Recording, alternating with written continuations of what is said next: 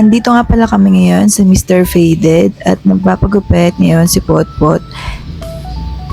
Dito talaga kami nagstay sa barbershop na to dahil dito nakuha yung gusto kong gupit at ito isa kong alaga. Siya yung next na gupitan.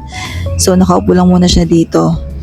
At ayun na nga, dito kami lagi nagpapagupit at laging kay kuya dahil siya lang yung nakakuha ng gusto naming gupit sa lahat ng barbero at sa lahat ng barbershop.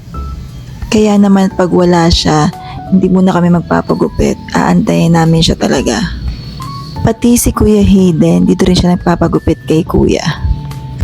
Pati itong dalawa na to ayaw na magpagupit sa iba kundi dito lang talaga. At ayan na nga si Rani, papagupit na siya.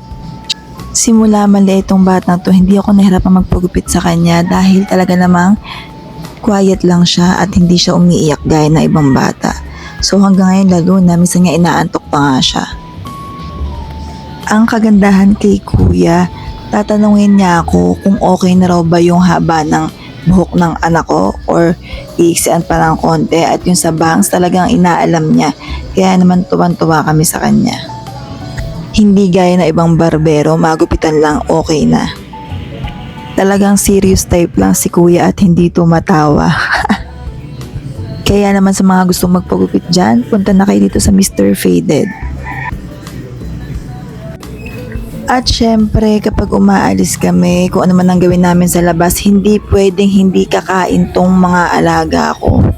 So ayan, si Rani nag-dine in, si Kuya Potpot naman sa bawlan dahil tinake out niya yung pagkain niya. Dito nga pala kami kumakain dahil mas pinalaki at pinaluwag na siya. Dati kasi dun lang sa harapan, so ngayon sinakop nila lahat ng to, kaya naman komportable ka nang kumain dito. At syempre hindi pwedeng mawala ang picture nila. So kaya naman, ayan na, tingnan nyo. At hanggang dito na lang. Thank you for watching.